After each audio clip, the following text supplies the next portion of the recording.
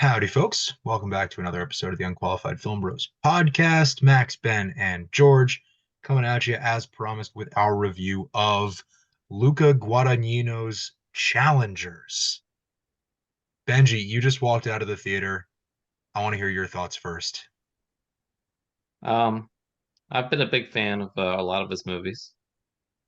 Uh, this one is probably the best I've seen from his stuff. This is a really good movie. This is an Um, instant 5 stars from Ben, in case y'all don't follow him on Letterboxd.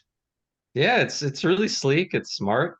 Um, it's a really clever way to explore relationships through tennis. I don't know if either of you have played tennis at any level, but there is Summer definitely camp count? I mean more like competitive. Because when you play competitive, there is definitely a psychological thing going on. I mean, you're the only two people out there. Everyone else is just watching you. So it could be really interesting thing, and you can get really angry. You can get the other person really angry. I had a coach who coached at like the U.S. Olympic team or whatever. He always loved, pitching that.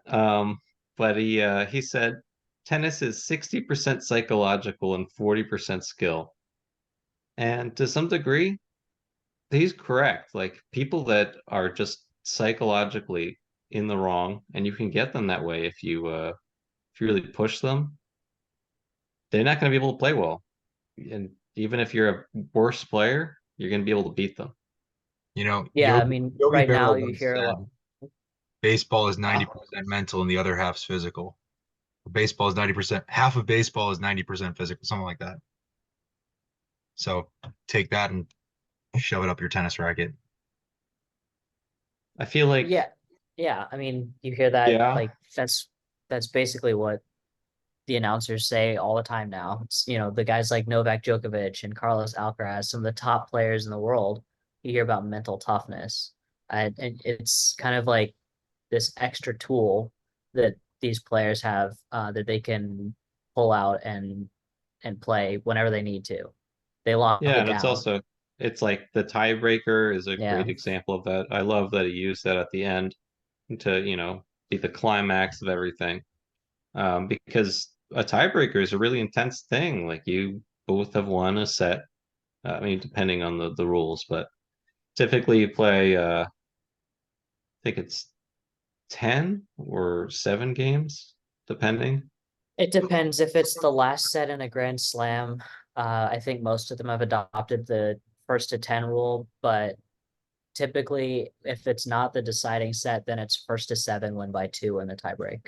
Yeah, but since this is it's a challenger It's a, tournament, it's so I have no idea it's what the literally rules are. this is literally the lowest rung of professional tennis. You're Yeah, making $7,000 if you win.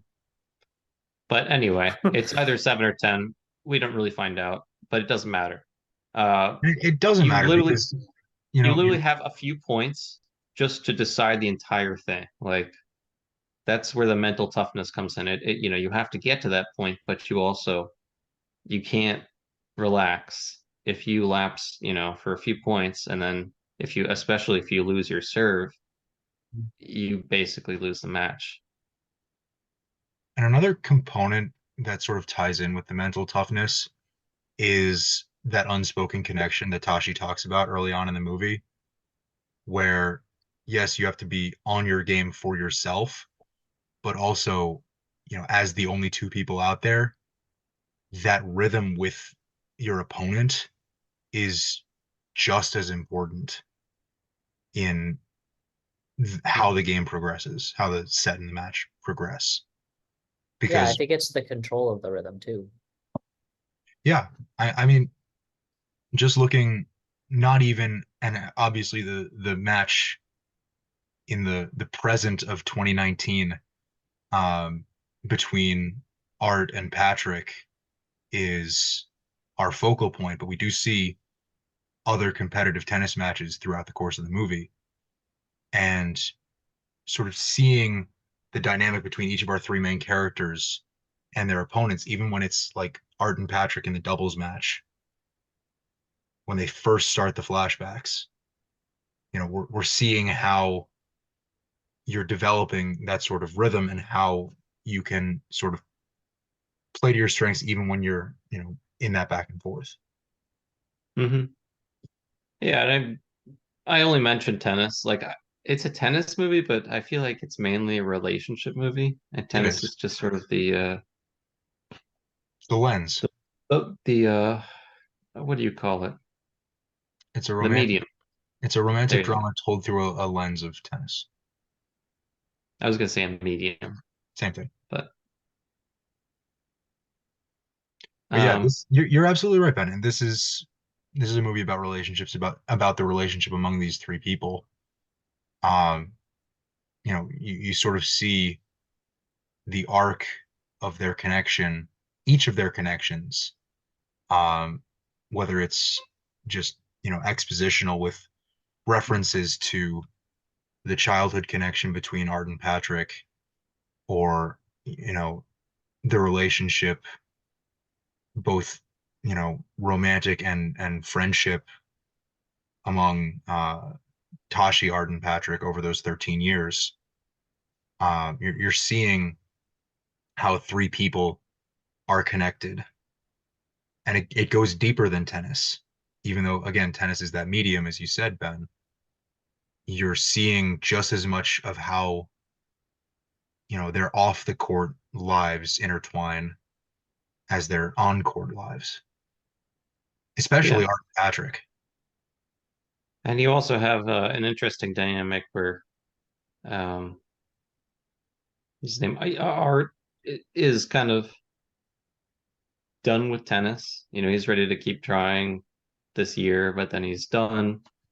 And it seems like Tashi just wants to keep coaching, and certainly like um, who was the other guy? Patrick. Patrick. Oh yeah, Patrick. Um, and Patrick is just that's all he's got. So you have all these dynamics in the relationship, and you sort of see them play out on the court, some of it, especially the frustrations and things. Um, but you always see this, competitive nature between them, no matter the time, no matter what, um, where they're always in the same match with this woman, kind of. You're talking about Art and Patrick. Yeah. Yeah, and just going back to something you said a minute ago, Ben, we're also seeing each of their relationships with tennis, with Patrick as sort of this fading star who flamed out early on. He's trying to stay relevant, and he says he thinks he has one more good season in him when he's talking to Tashi late in the movie. Tashi had that horrible knee injury that derailed her entire career as one of the best prospects in the world. And Art, who is seemingly the only one of the three of them at the top of his game, is ready to hang it up.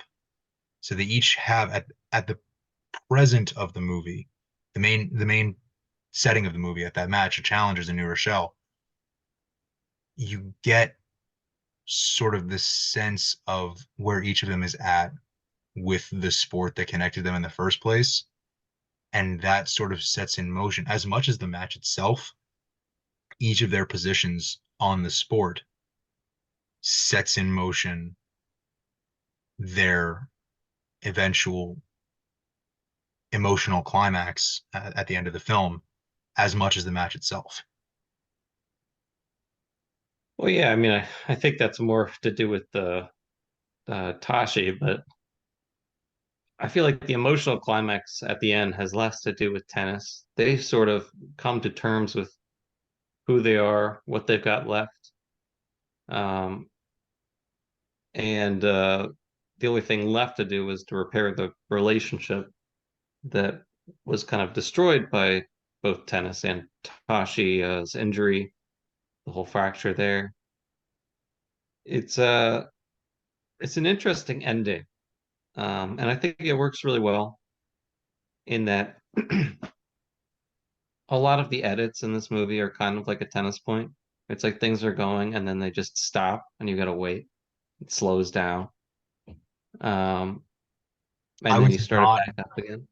I loved the way this was shot. I hated the way it was edited, I think the editing is pretty smart. especially But early on. Like just from a filmmaking perspective, a lot of the shots early on are held just a little too long, and then there's a little bit of camera movement. And I feel like, to keep the energy up, you want to keep the camera moving and have that motion in there. But there are a lot of shots where it just did not work for me. And that went away as the film went on. And again, love the way it was shot.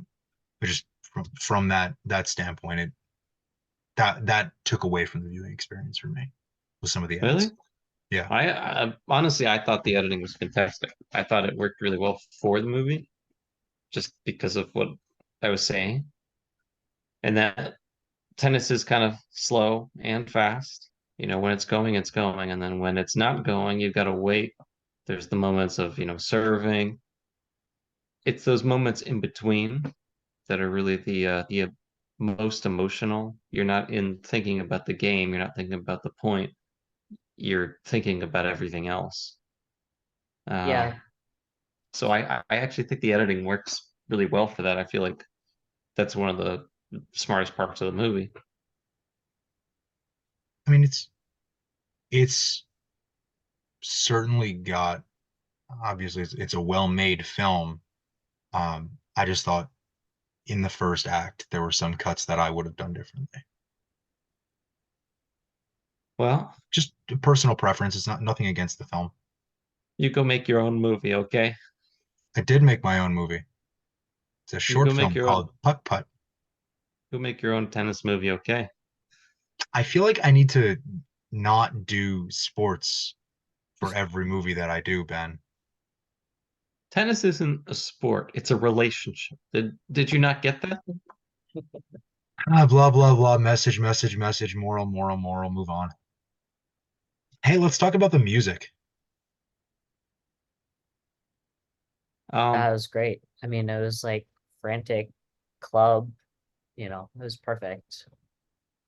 It yeah, I thought it fit really well. it elevated this thing for me because in like romantic dramas, as you would imagine, Oscar Beatty, Oscar nominated, whatever romantic dramas, the music is not at all what we get here. And I think Max using the word frantic is really, really good there because what we get here is something that matches the pace of a tennis match. And Ben, when you're talking about some of the edits, how it's, breakneck, breakneck, breakneck, stop, exactly like a tennis match, the way the music is laid in to a lot of these scenes is quick, quick, quick, stop.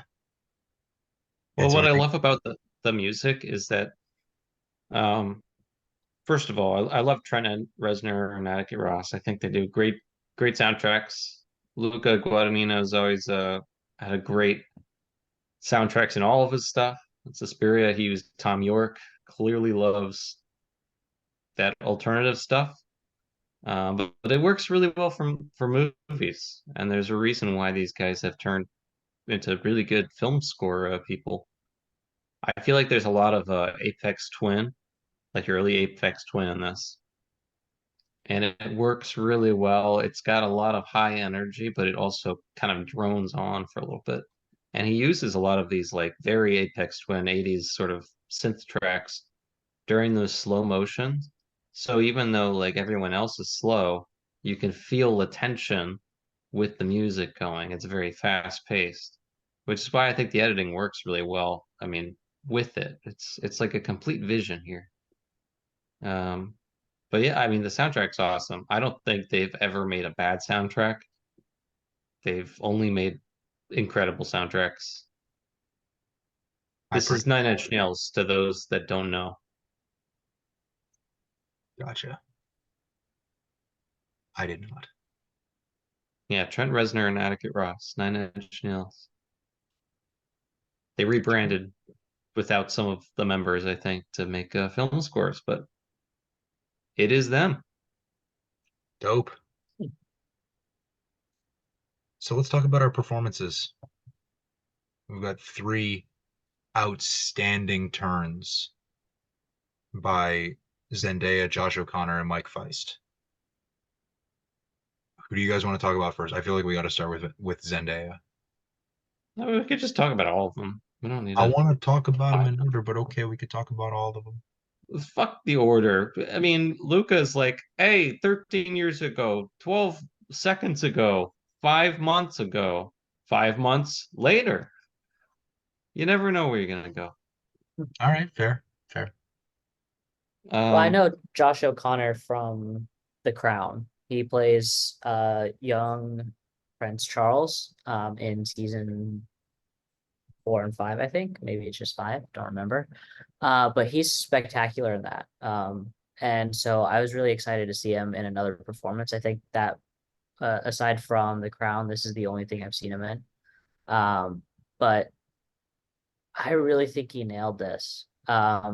He was just the right amount of creepy at the right amount in the right moments. I think he was I thought he's phenomenal. I yeah. creepy. I don't know if creepy's the catch-all word that I would use for Patrick. I feel like He's creepy at some points. He reminded me of Dennis Reynolds at a little some bit points. at sometimes, yeah. With the beard too and the curly hair, he looked like him a little bit. But yeah, I mean I felt like not creepy, but kind of like shady. darker. Yeah, shady. Slightly. Self-described piece of Nobody's shit. even like art is, I think, meant to be our not necessarily protagonist, but he's supposed to be like our moral center here, I think. I think he's the guy that has it all figured out. And I, at the But end. And at I the also think again, beginning, he's their he doesn't. I also think he's their chew toy. yeah. Yeah, Um, also that. But he's n- happy. It's just like I'm here. Yeah. nobody I'm in good. this movie is ethically or morally perfect. They've all done some bad shit. I feel like the daughter is probably ethically okay. All right, but of shithead of the main three, Yeah. Well, that's kind of what honestly, they at times say. I felt like Tashi was the villain of the film. Not villain, but I feel like she was the one driving the wedge the most between Well, Of all three of course. them, She she's was herself from kind the of the most included. beginning. unethical. She's very manipulative because, as they say, I mean, she was headstrong with her career, but also she lost her career, and now all she has is surrogates to play through. So she's kind of, a puppeteer. Yeah, And Patrick is the one that sees her for that and calls her out for it. And Art is kind of just going with it. a happy go lucky. And he does win 6 Grand Slams, so kind of worked for him. Yeah, that's a Hall of Fame career. Something to Easy. be said for that. Oh, for Yeah. sure. Yeah. Yeah, just looking But at the he could have that done better, Could have gotten up to 20, maybe. looking at that first scene in the hotel room, which is probably the most well-known scene from this movie a week into its release, just because it's It was in the the entire trailers. trailer. Yeah. Um, what do you guys see in that scene that sort of sets in motion the arc of this throuple's relationship, shall we say? But Zendaya's in charge. yeah, Zendaya has all the keys. But also I think um it just kind of shows their kind of relationship that Zendaya is always on and one of them is always off, right? Um, Yeah, I mean, in that and scene, that kind of like a waiting period. I mean, the waiting period is kind of like waiting for someone to serve to you in a way. I don't know that that's what Luke intended, but like pauses and things, they fit with the movie, but the scene on the bed where she starts kissing Art first, right? Yeah. And Patrick's just sort of like waiting, watching there awkwardly. I love what he did later when she hooks up with Patrick. She Patrick's on the left and she's in the middle and she's kissing Patrick, and they keep cutting out to the billboard of Game Changers, and you can see that Art's head is on the right, reversing the positions. Because in this, she went out with um Patrick God, what Bernard. Patrick's first, and then she married Art. Why are these names are so weird to me? I don't know why. You would think Tashi's the one that would forget. I don't think anyone's forgetting the name Tashi Duncan having seen this movie. I guess that's true. The Duncanator. Dunkinator. The Dunkinator. But yeah, there's a lot of beautiful just foreshadowing, I guess. I don't view all the scenes as like setting something in motion, as more just displaying how the relationship is. I mean, when I don't know about you guys, but when Art is pushing in one of the flashbacks, when he's pushing Patrick to tell him about what happened with him and Tashi, so he's trying to, drive a wedge between them, and he does the ball in the neck of the racket. I knew then that was going to come back later on in the movie. Oh yeah. So Yeah. again, you're right, Ben. Not setting something in motion, but foreshadowing is a huge, Yeah. huge part of these flashbacks, especially the ones And early that set up not I only the like that events of the one. main timeline, but also the events of later flashbacks. I feel like that he leaves a lot to be interpreted too, which I love in movies. I find that very artistic. Um, but at the end, yeah, he does the ball in the racket, and it really upsets Art. Um, Fuck off. Great moment. and I can't tell like whether he believed it, whether he didn't, but in some way, I feel like Patrick also did it because he knew he didn't want to give it to him, right? He was double faulting, and he's like, no, that's not going to work. So he does that knowing that he cares for his wife, and it sets him off. Like, the anger inside of him makes him win. And he does. Like he plays out of his mind, just crushes him. He doesn't win though. We don't know which one of them wins. He wins. He wins. Wanna know We don't why? see where the ball lands. Wanna know why? If anything, Art loses because he faults by touching the net and going over to the other side. Nope. Please. Catches him, George. He catches him. In fact, he could How do have we get touched the net first. I don't know. The idea is like he won that point. Um, and I think it's kind of solidified at the end where they are hugging at the end, and then Tashi is like, "Come on!" After she won the point, it's the other foreshadowing moment. So I think it's pretty safe to say that he won the point. He when won the she challenge. when she yells out "come on" right there at the end, at first I was like, is she telling them to stop hugging and get back and finish the match? But then she No. breaks into that big smile and it's like, all right, they figured it out.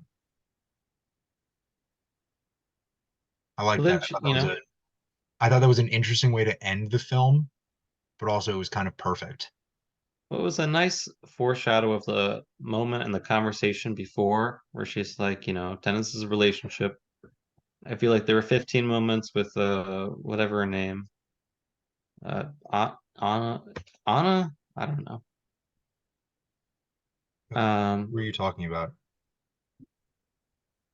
when Tashi's talking about her match.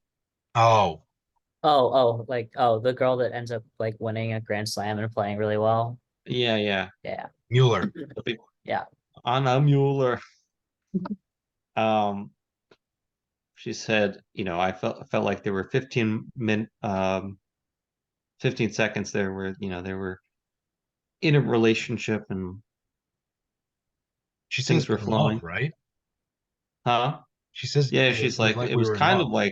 kind of like being in love or something like that. I don't remember the exact words, but she says that to his response, Art's like, I've never heard anything like that when she said, come on. It was the most emotional thing ever. So it's sort of echoed at the end of the film. And it fits. That's her end of the match. That's what she wins the final there. I think it rhymes, right? Like George Lucas, it rhymes. It's like poetry. It's like poetry. Yeah, there are a few moments in this film. Obviously, it's very emotional, but also these three characters, but primarily Art, but also Tashi, not so much Patrick, keep a lot of things bottled up and really just let their moments on the court, whether they're playing each other or just playing other characters, that's their moment for emotional release. And even though we don't see like Art and Patrick in their early round games of the New Rochelle Challenger tournament, Who gives a fuck? I'm not saying I wanted to see that. I don't. All that matters is the final between the two of them. Yeah. But like it's weaving in the tennis, even just showing, you know, one of their college games or showing the like Tashi's first match shown in the film, where we're seeing versions of these characters that differ from the versions we see when they're all together. But And how much do you think they would actually differ? Like, they're Tashi's always gonna have that edge to her. She's always gonna be as ferocious as possible when it comes to trying to win and do everything. I just don't know how much more we would have gotten from it, especially because we've already said that this movie isn't a tennis movie. It's a movie about relationships. And sort of taking yeah, away from the focus of the three of them and how the game affects the three of them, I feel like would be a waste of space. Yeah, I agree.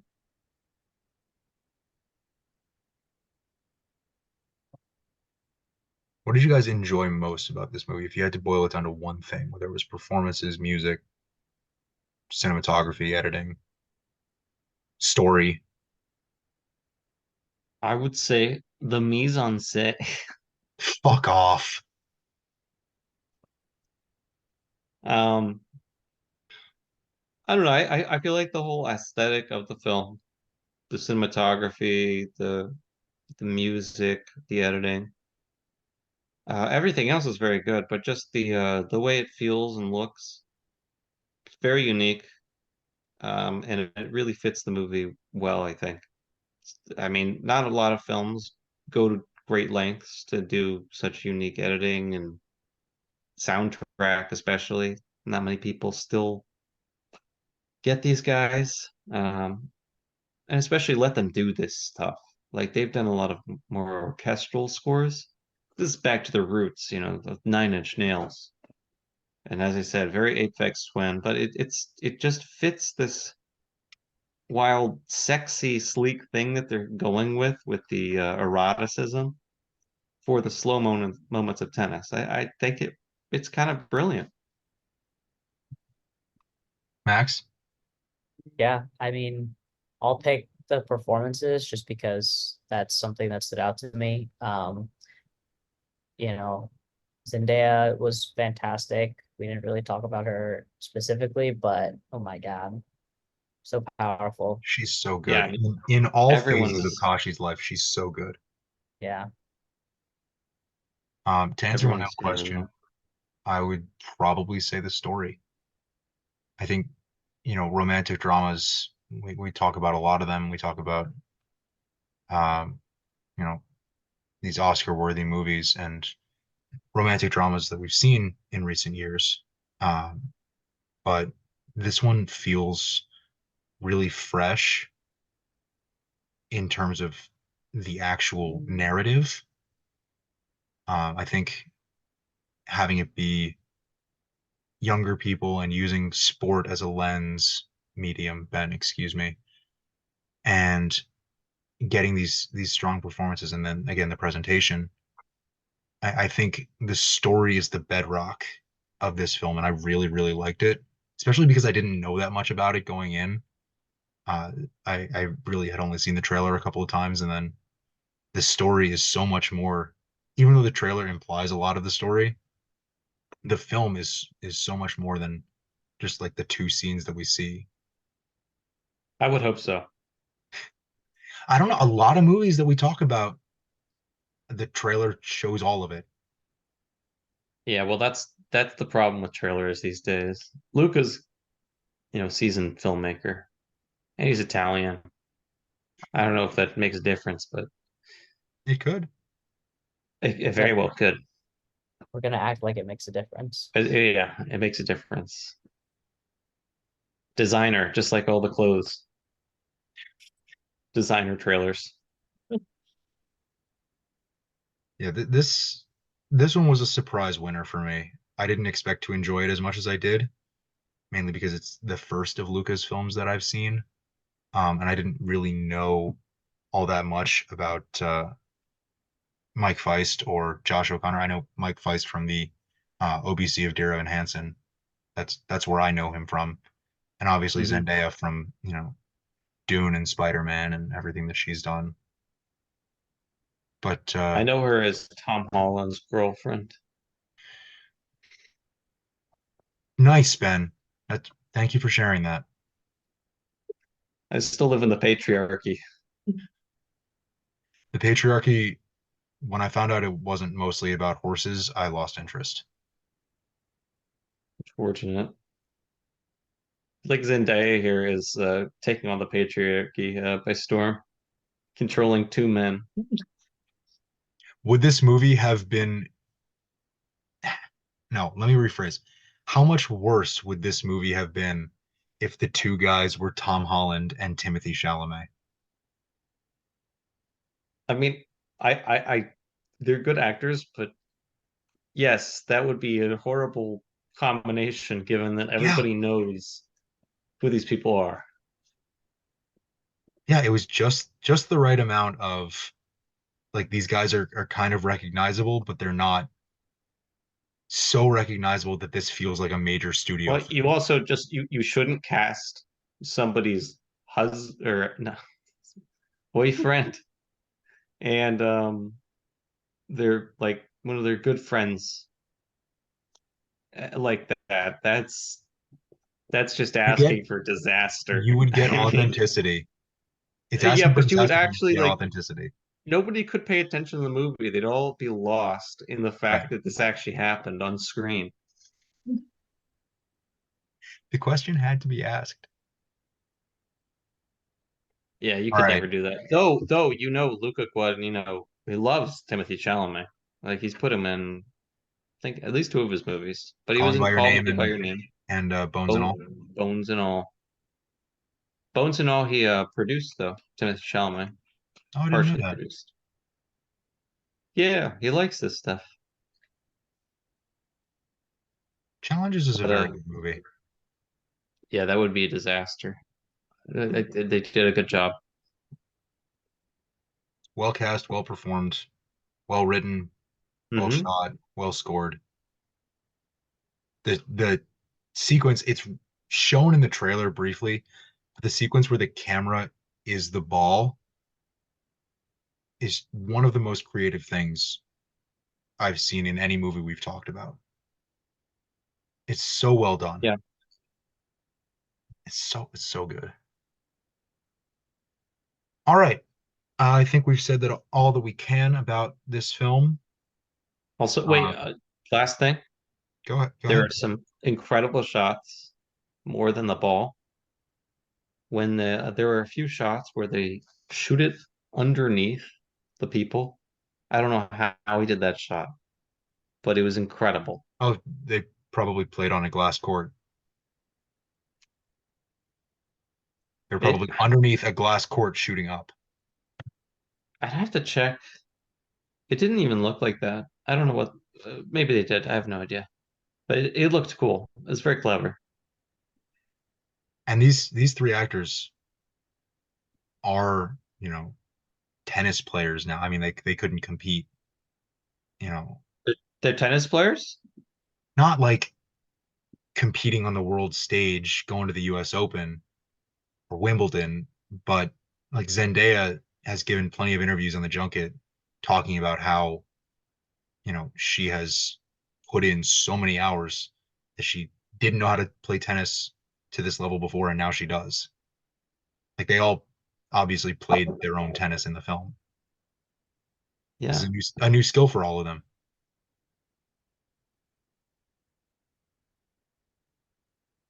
But do you think they could beat Will Ferrell at tennis? Because I've seen him Will play at Ferrell the. now or Will Ferrell 20 years ago? I think I saw him play like 10 years ago at the US Open. He was very good. He won like 2 points out of five or something. I don't know. Who was he playing? Paul Rudd? Roger Federer. My ass. All right. Challengers is currently playing in movie theaters. Go check it out. We're back next week to talk about Ryan Gosling in David Leitch's The Fall Guy. Go check out Challengers. Check out The Fall Guy. We'll see you next week. Have a good night. Good night. See ya.